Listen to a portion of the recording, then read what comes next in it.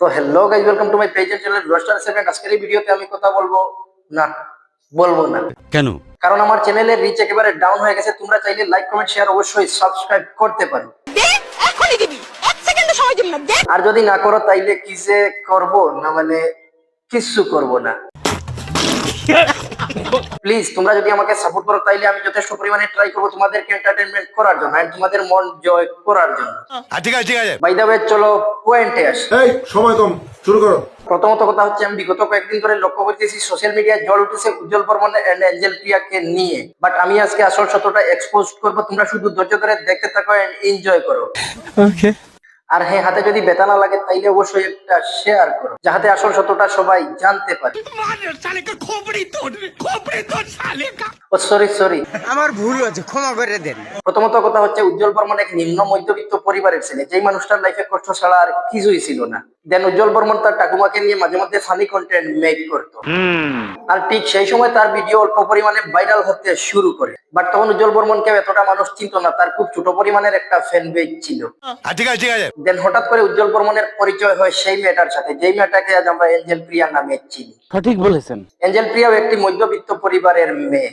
ঠিক তখন থেকে এঞ্জেল প্রিয়া উজ্জ্বল বর্মন কন্টেন্ট মেক করতে শুরু করে, আর তখন থেকে তাদের ভালো একটা ফ্যান পেজ ক্রিয়েট হতে আরম্ভ হয়। আর সেই উজ্জ্বল বর্মনকে আজ আমরা বং মিডিয়া নামে চিনি। তোমার কথা শুনে মনে হইতেছে তুমি বিরাট জ্ঞানী মানুষ হয়ে গেছো। যেই উজ্জ্বল বর্মন আমাদেরকে দিনের পর দিন হাসাতো, আজ সেই উজ্জ্বল বর্মনই দুঃখের সাগরে ভাসছে।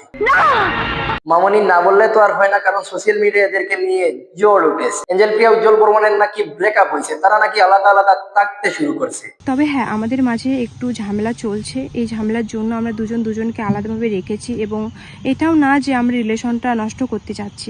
বাই দ্য ওয়ে, চলো আর বেশি বক না করে রোস্ট শুরু করি। ও তোমার কোন কোন জায়গায় ব্যথা গো বান্ধবী ললিতা, তোমার কোন কোন জায়গায় ব্যথা গো বান্ধবী ললিতা। যে যুগে একসাথে 4-5টা রিলেশন চালানো যায়, সেই যুগে আমি একজনের মায়ায় আসক্ত। এই যুগে 4-5টা রিলেশন চালানো যায় সেটা বড় কথা না, বাট এঞ্জেল প্রিয়া যে তোমাকে বাস দিয়েছে সেটা বড় কথা। বলছি দাদা, আমি ভিডিওতে বারবারই বলি, গার্লফ্রেন্ডকে বউ বাবা, সোয়াবিনকে মাংস বাবা, জাস্ট একই কথা। বিশ্বাস করো, জাস্ট একই কথা। কারণ নারী মা হিসাবে ফুল আর বাকি সব নষ্টের মূল। নিঃসন্দেহে তুই ঠিক কথা বলেছিস। আচ্ছা, এটা না হয় বুঝলাম তুমি এক নারীতে আসক্ত, বাট তোমাকে এঞ্জেল চাইছে না কেন? নাকি তুমিও অন্য বৌদিদের সাথে টাঙ্কি মারো, যার জন্য এঞ্জেল প্রিয়া তোমাকে চাইছে না? আজ এ পর্যন্ত ভিডিওটি ভালো লাগলে একটি লাইক করতে পারেন, একটি কমেন্ট করতে পারেন, সাথে একটি শেয়ারও দিতে পারেন।